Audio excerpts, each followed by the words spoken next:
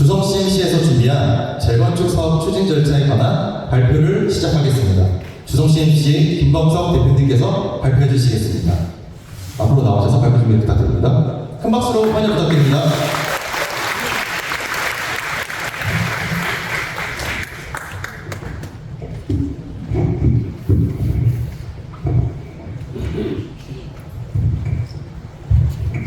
인사드리겠습니다. 정비사업 전문관리 영역을 수행하고 있는 주식회사 주성 CMC 대표이사 김범석입니다. 반갑습니다.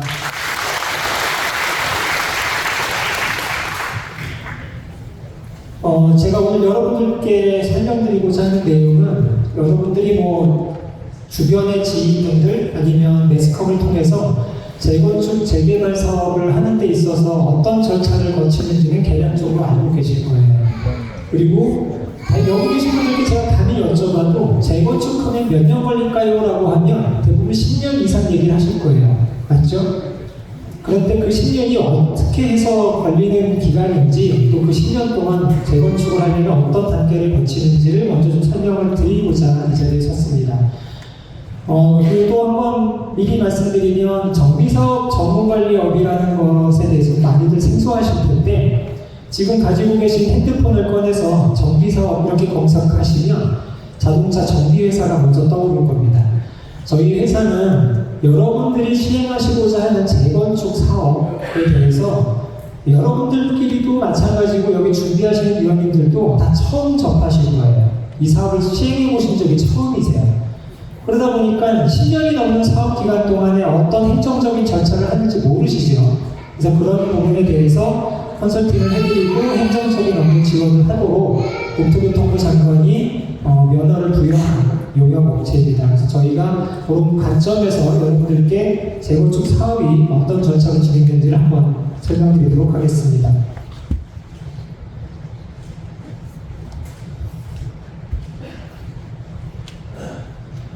자, 지금 보시는 것이 올해 한 해의 달력이라고 보시면 이미 4월 27일 날 노후계획도시 특별법이 시행이 되기 시작했죠. 그리고 시행령 제정, 시행규칙 제정까지도 4월 27일부터 이제 효력을 발생하고 있습니다. 그리고 여러분들 다 아시는 것처럼 올 12월 달까지 선도지구 지정을 하겠다라는 목표로 사업을 진행하고 있는데 자, 보시면 여러 지원 기구를 통해서 컨설팅도 하고 정비 기본 방침과 정비 기본 계획 수립까지 다 올해 안에 완료하겠다라고 하고 있습니다.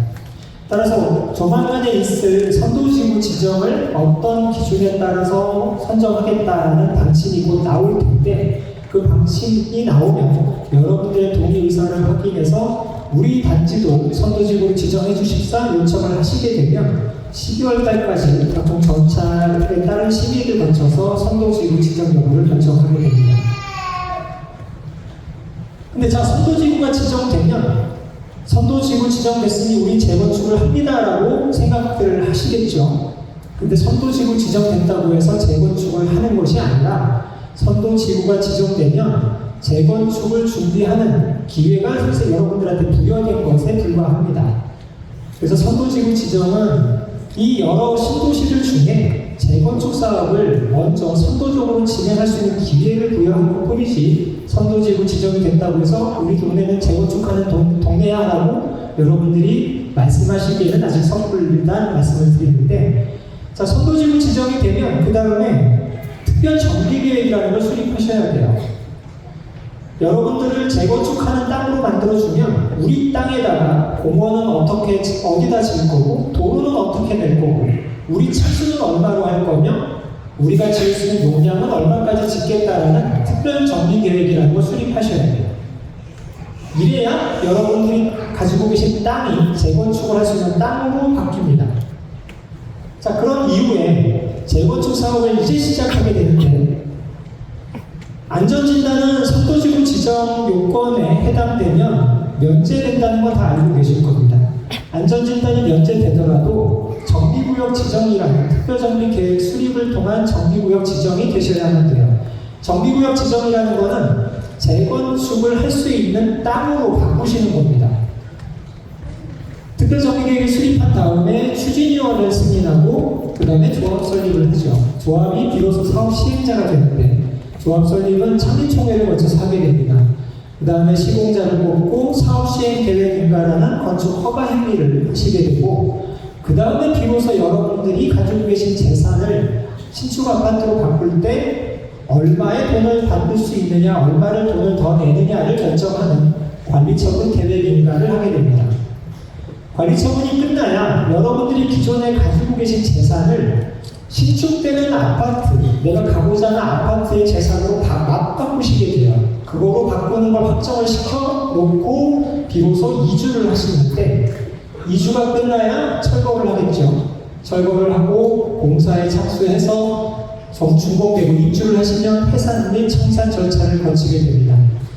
화살표 숫자로는 8개에 불과해요. 자, 근데 이 기간들이 얼마나 걸릴까요?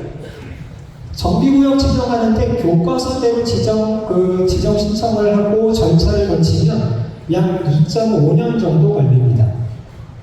그러면 조합을 설립할 때까지는 추진위부터 추정 분담금을 여러분들한테 알려드리고 조합 설립할 수 있도록 동의서 내세요라고 동의를 받아서 조합 설립까지 가는데 통상적으로 1.5년이 걸리더라고요.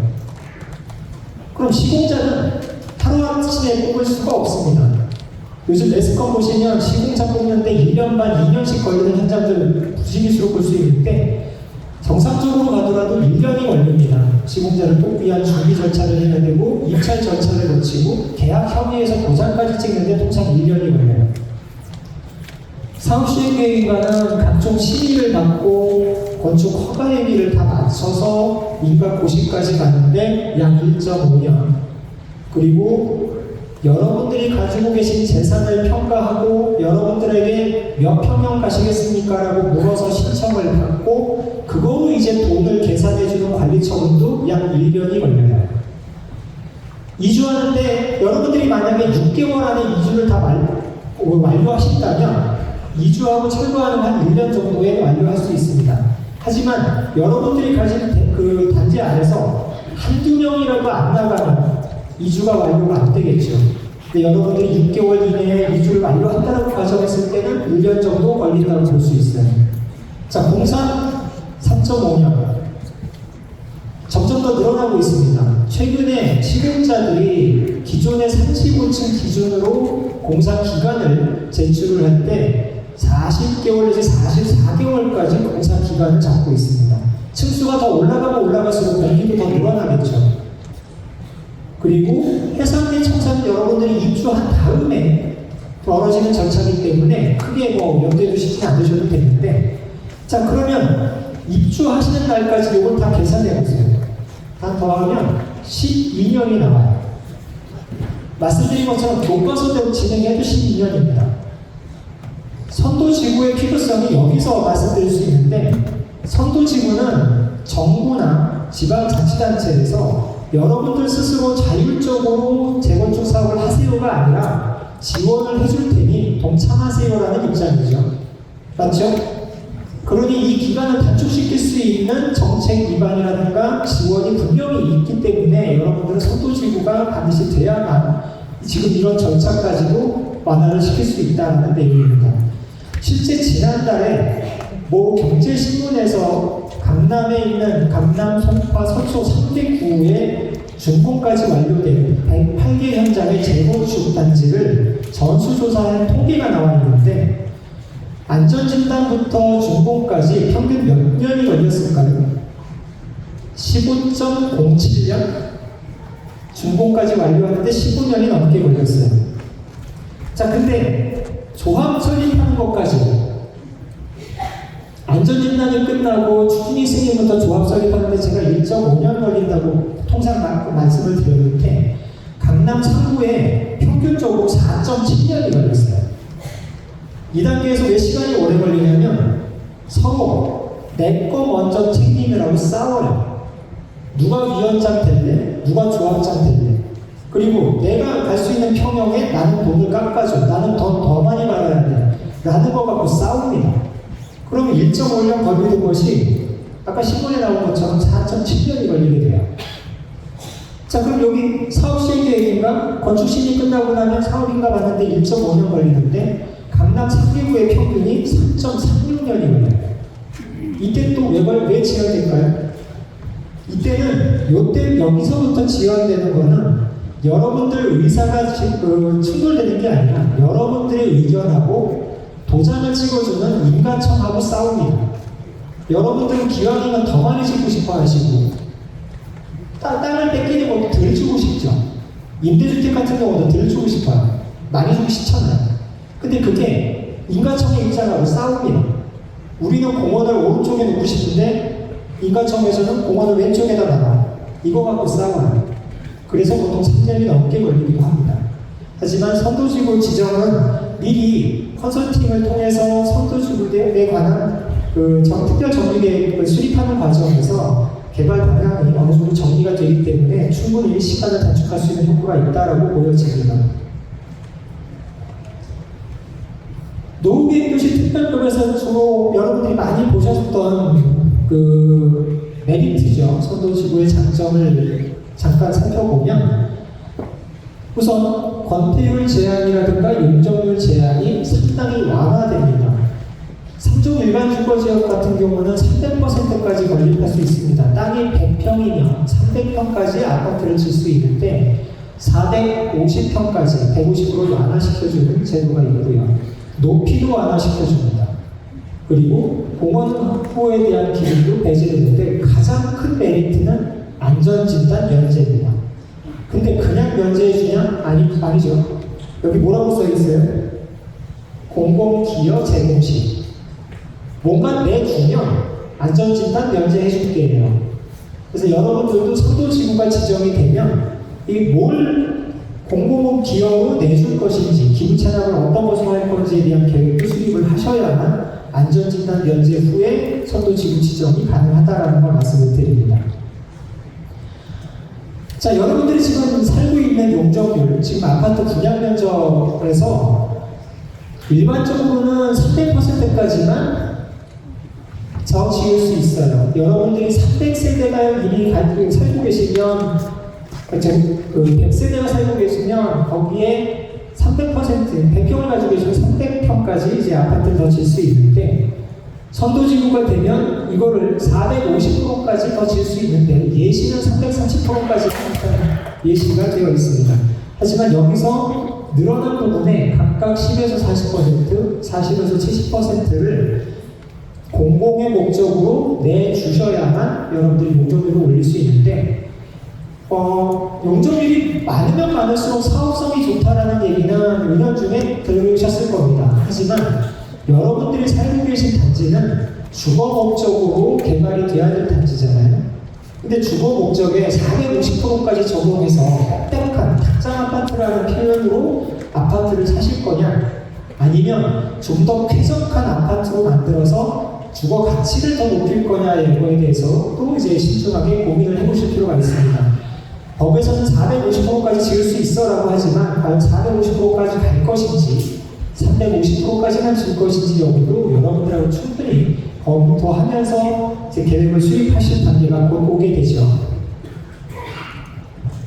자, 그럼 선도지구를 지정할 때는 주거단지냐, 중심지구냐, 시설정비형이냐, 이주대책 지원형이냐 이런 유형별로 이제 선도지구를 지정하게 되는데, 저희 여러분들이 살고 계신 단지는 역세권에 접해 있습니다. 역세권에 포함되어 있는 거죠. 그러다 보니까 역세권이면 중심지구 정비형도 가능할 것이고, 아니면 여러분들끼리 우리 복잡한 거 살기 싫어, 그냥 순수하게 아파트만 짓고 싶어라고 하면 주거단지 정비형 선택이 가능하세요. 나머지 두 개 유형은 사실 민원관청에서 주도적으로 선정을 해야 될 부분이기 때문에 어떤 유형으로 가시는 건지 입지 여건에 따른 여러분들이 선택을 하실 수 있는 거고, 다만 선도지구 지정될 때 가장 여러분들한테 많이 나왔던 얘기가 뭐냐면 주민 참여도예요. 동의율이라고 많이 들어보셨잖아요.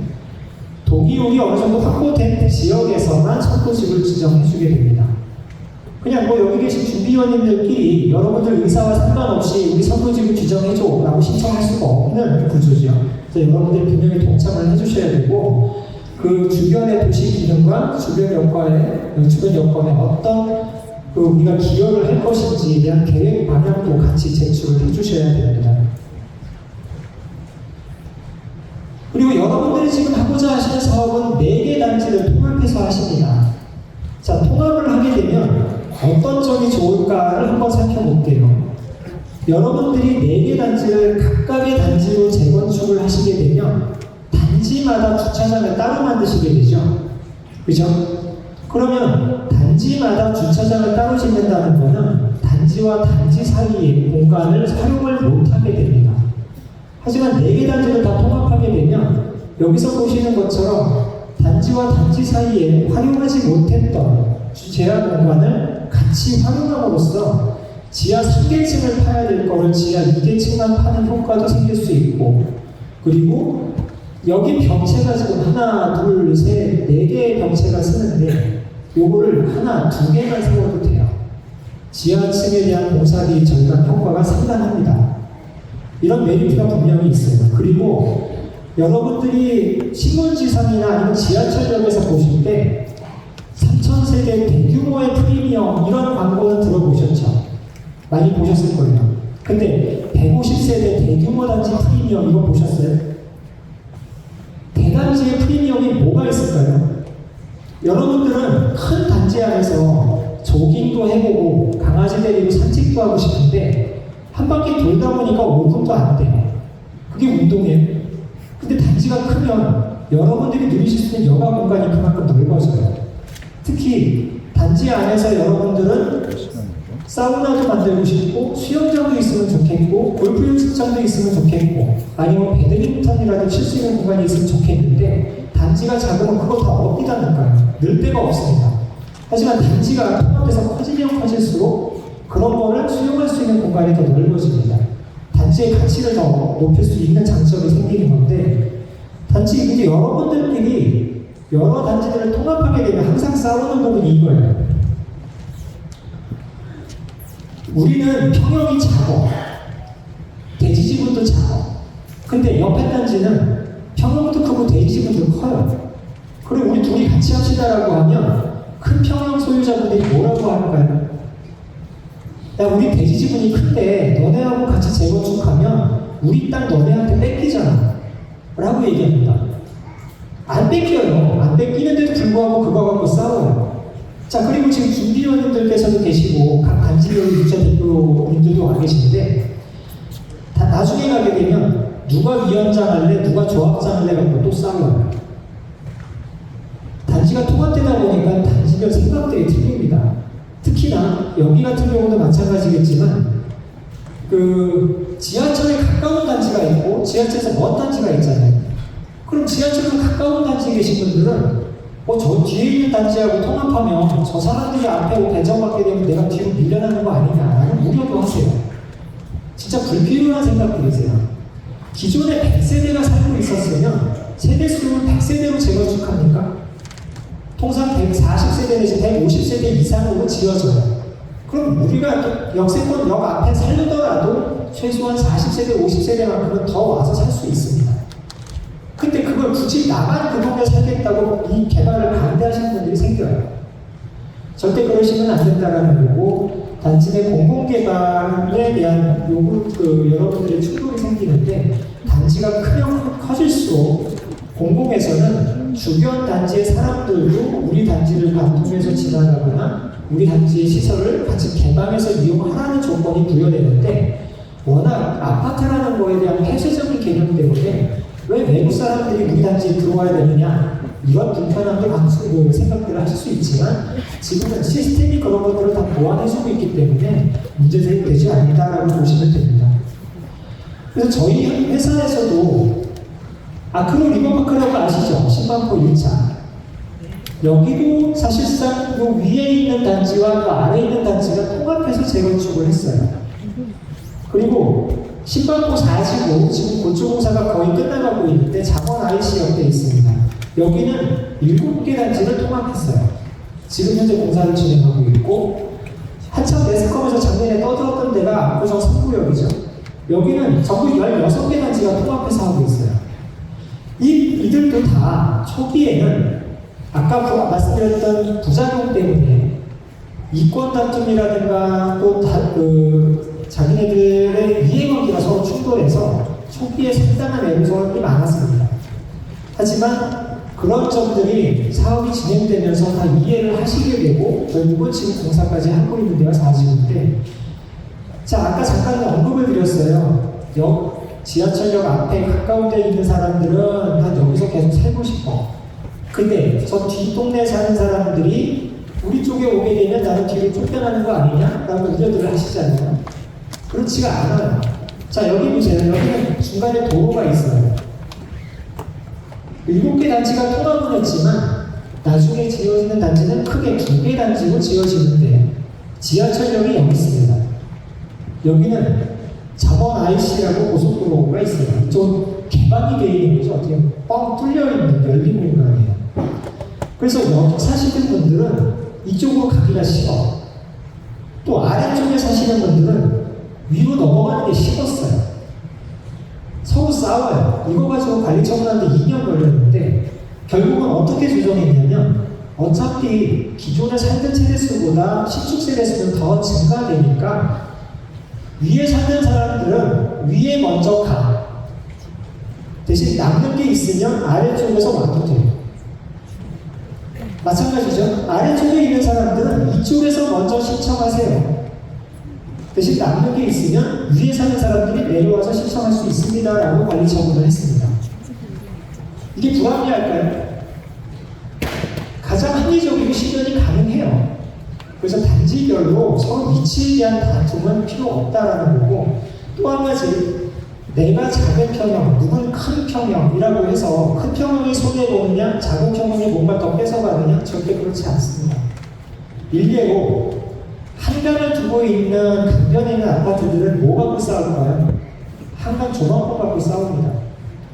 그러면 조망봉이 평당 5천만 원씩 더 비싼 프리미엄을 받는 데도 있어요. 그런 가치들은 아까 관리 처분이라고 하는 단계에서 평가사들이 감정평가를 해드립니다.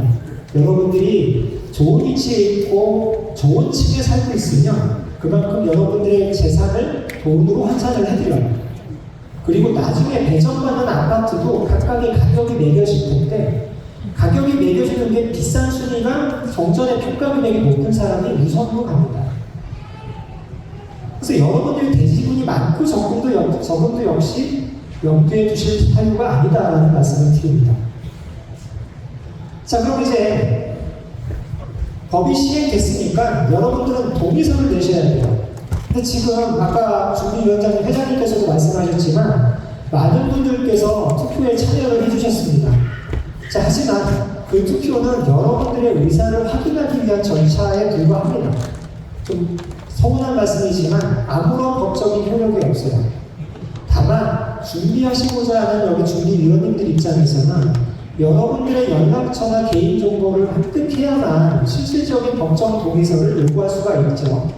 그래서 그런 투표 절차를 통해서 여러분들의 연락처를 확보하는 의미로 충분히 확보가 됐을 거라고 보여지는데, 이제 앞으로 동의서를 내시게 되면 많은 분들께서 집 명의는 내가 명의가 돼 있지만 실제 사는 건 아들이 살고 있다면 동의는 누가 해야 될까요?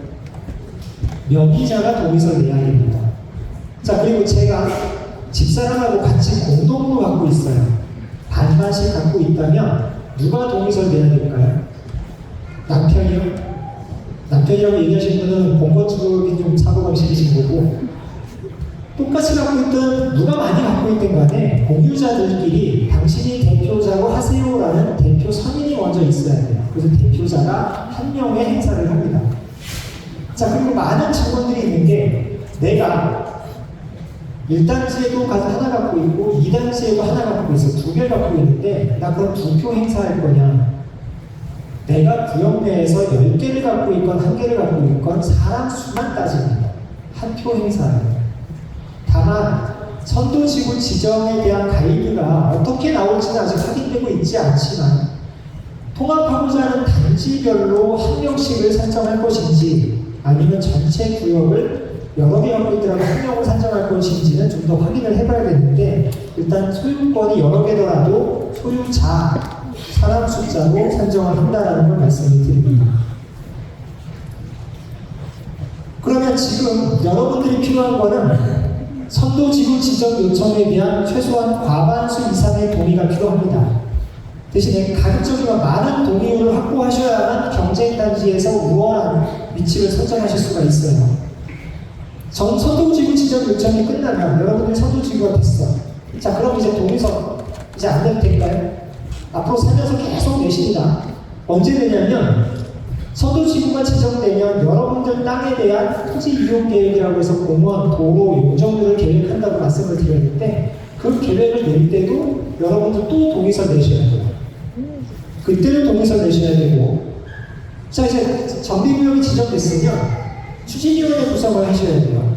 추진위원회 구성할 때도 또 동의서를 내셔야 돼요. 그리고 결국 조합설립까지 가게 되면 이때도 또 동의서를 내십니다. 계속 동의서를 내셔야만 여러분들 의사가 확인되는데, 자 지금 여러분들 중에도 아니 우리 재건축하면 내가 몇 평만 갈 수 있고 내가 돈을 얼마 더 내야 되는지 알아야 동의서 낼 거 아니냐 라고 얘기를 하실 거예요. 그거는 이 시점에 나와요. 이 시점에 나오고, 지금은 여러분들이 몇 평을 가건 어느 동네로 가건 이거 상관없이 일단 뭔가 하려면, 여기까지 가서 무슨 사업인가를 하려면 선도지구 지정이 우선이잖아요. 어떤 사업 방식으로 갈 거며 몇 평형을 질 건지 이런 거 지금 아무런 상관이 없습니다. 일단 우리가 그런 걸 계획할 수 있는 자격을 받으려면 선도지구 지정부터 동의서 먼저 내셔야 돼요. 선도지구 지정된 다음에 우리 땅에다가 몇 평형을 몇 층까지 질 건지 계획할 때 그때 여러분들한테 이렇게 짓게 되면 여러분들 분담금이 얼마가 나올 겁니다 라고 예측해서 한번 발표를 해드립니다. 그때 가서 동의역을 판단하셔도 돼요. 그래도 그게 좀 불만족스럽지만 또 나아지겠지. 그럼 또 추진위 구성할 때 추진위원회가 여러분들이 필요로 하는 저희 같은 정비사업 전문관리업자나 설계자를 뽑아서 여러분들이 원하는 설계를 다시 만들어요. 그러면서 그거 가지고 또 추정분담을 다시 공개합니다. 그럼 그때 가서 자 우리 이 사업 가지고 조합까지 갑시다. 아니면 여기서 때려칩시다. 또 결정하셔도 돼요. 근데 여기까지 가기도 전에 여기서부터 벌써 분담금 가지고 얘기하시면 사업 안 하는 거하고 똑같습니다. 근데 자 이제 동의서를 내는 취지에서 말씀을 드렸는데, 지금 여러분들이 투표하실 때는 그냥 여러분들 서명하시고 연락처 적으시고 제출만 하셨는데, 앞으로는 법에서 정한 동의서가 각각 있습니다. 각 단계별로 법에서 정한 동의서 양식이 정해져 있고, 그 동의서를 내실 때는 여러분들이 소유자가 직접 자필로 이름을 쓰시고 손가락 지장을 날인하시고, 그리고 여러분들 신분증 사본을 복사해서 같이 제출을 해주셔야 효력이 있어요. 그 셋 중에 하나라도 빠지면 내나 나나 효력 없는 백지가 됩니다. 아시겠죠? 근데 여러분들 되게 다 인수가 없으실 거고 복사기가 없으실 텐데, 그래서 복사기 대신에 뭐 핸드폰으로 사진 찍어서 전송을 하시기도 하는데, 지장은 반드시 지장 날인 꼭 하셔야 된다는 겁니다. 밑에 있는 것처럼 꼭 기왕 여기 준비위원님들이 활동하시는데 시간 낭비 없이 제대로 된 동의서를 낼 수 있게끔 효과적인 동의서를 여러분들이 작성해서 제출해 주십사 당부를 드리면서 이상 제가 준비한 말씀을 여기서 마치도록 하겠습니다. 자, 여기 보시는 것처럼 제 앞으로 정해져야 될 동의서 양식인데, 여러분들 동의자 이름 적으시고 소유권 현황을 기재 안 하셔도 돼요. 이거는 뭐 등기부등본 떼갖고 같이 붙이면 됩니다. 그리고 명칭과 위치 면적도 다 일괄적으로 기재하면 되는데, 여기에 신분증명서 사본은 반드시 첨부를 하셔라 라는 얘기입니다.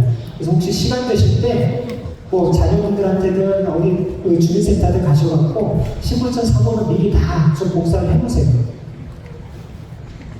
자, 이상 제가 준비드렸던 설명을 마쳤는데, 당부 말씀 먼저 말씀드리면, 아까 말씀드린 것처럼 선도지구 지정에 대한 하나의 목적 가지고 여러분들이 모이셨는데, 지금 이 단계에서 분담금이라든지 평형별 위치, 또 단지별 개발 방향, 이거에 대한 이권대 이익 때문에 서로 충돌되지 않게끔 합심해서 선도지구 지정이 여러분들 모두의 달성을 꼭 이루시기를 바라겠습니다. 저희 회사 잠깐 설명드리면, 여러분들이 하고 계신 사업은 재건축, 공동주택을 부시고 새로 짓는 재건축 사업이에요. 저희 주성CMC는 대한민국에서 재건축 사업을 처음부터 끝까지 제일 많이 수행해본 실적을 갖고 여러분들께 지금 앞에서 자신있게 설명드리는 회사다라고 말씀을 마무리하겠습니다. 여러분들 선도직 지정에 꼭 큰 성과가 있기를 바라면서 인사 마치겠습니다. 감사합니다.